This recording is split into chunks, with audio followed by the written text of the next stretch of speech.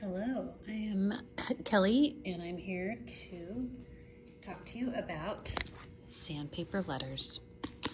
These are sandpaper letters, and what we do with these in a Montessori classroom is we teach children about the letter sounds and also about how to write them.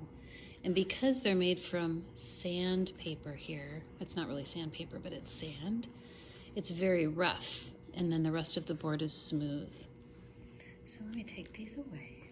And we've got our vowels are in blue, and our consonants are in pink. And that's pretty typical.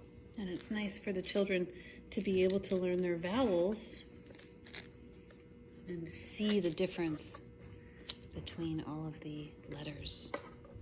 So if you're giving a lesson on sandpaper letters, first of all, you want to isolate the difficulty. So you want to have some isolated difficulty by having just one letter. And maybe it's ah.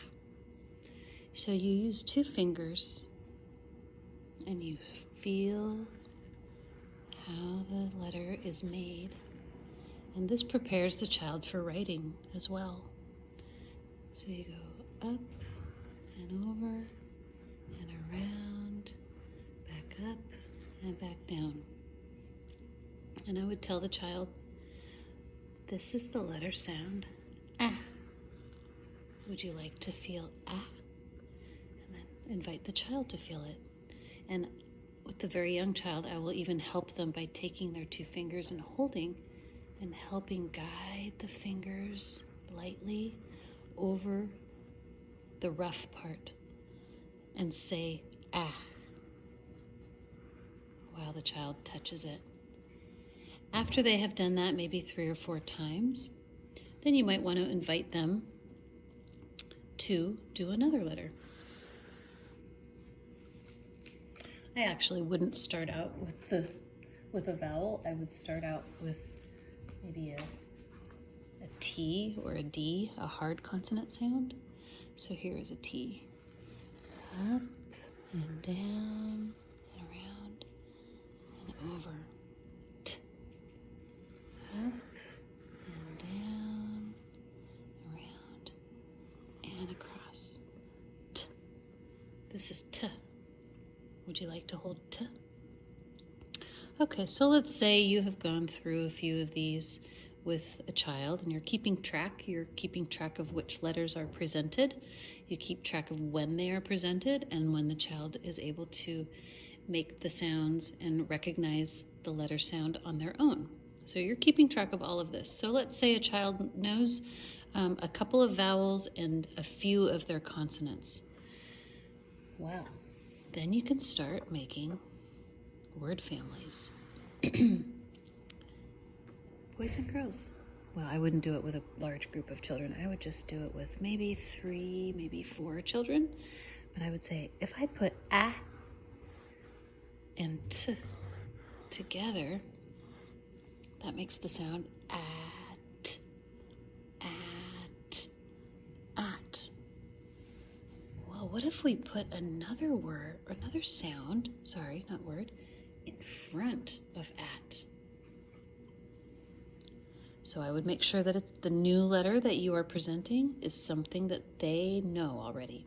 So then you bring out the new letter. Not the new, but the letter that is going to add to this word. And you say, you've had a lesson on this letter before. Remember what this letter says? It says P. Or P. It's really an aspirant. You don't want to make the P-U-H. You don't want it to say pa. You want it to say P. Then you set it in front. So first I had at. Remember this word? At. Now I'm putting together P. At. P. At. P. At. Pat. Pat. Oh my goodness, we just read a word. This is what we call a CVC word, consonant, vowel, consonant. And these are the easiest words in the English language because all the vowels are short and the consonants make their normal sounds and everything's phonetic. So you're able to sound out each phoneme within this word. P-at. So then after you've learned pat, then you say, what if we move the p right there and we find a different letter that you've learned before? Oh, we've had a lesson on the b sound. Here it is. And then remember, we always feel it. B. B. This letter sound makes the sound b. What if we put this in front of our at word? Well, then we would have b, at. Let's scooch it forward. B, at. B, at. Bat. I also do something with my hands with the children, and they seem to like it. We segment out, or we stretch out our sounds, and then we clap them together. B, at, bat. That's a fun way to get them to remember their stretching and clapping, or stretching the sounds out and then putting them all together with a movement. So then now what you're really teaching children is word families. You're creating the onset and rhyme. So this would be the rhyme, and the initial sound is called the onset. And I would go through all the letter sounds that they are familiar with. So if they've had a lesson on the ul sound and they remember that this says ul, well, then you of course put it in there. Ul, at, lat. Lat. And some children might say, what's a lat? And I always say, well, it's short for latissimus dorsi, which is a muscle in your shoulder. Lat. And you could go through all the different letters, even if they don't make a real word. So if they've had a lesson on the D, the D, I would go ahead and put that on there. Say, sometimes we read words that don't mean anything. D, at, dat.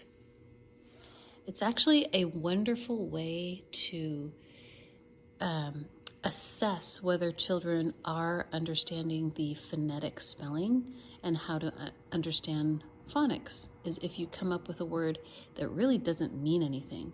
That's the true test of whether or not a child understands how to do phonics. And that's what this is. This is phonics. We are using everything phonetic. This is not whole word teaching. This is not whole language. This is phonics. And if you use phonics along with whole language, then you've got a balanced literacy program. Phonics have a place, and whole language has a place as well. And together, they make a wonderful team. So this is the lesson on sandpaper letters. This is just one of many lessons. I'll add some more. Thank you.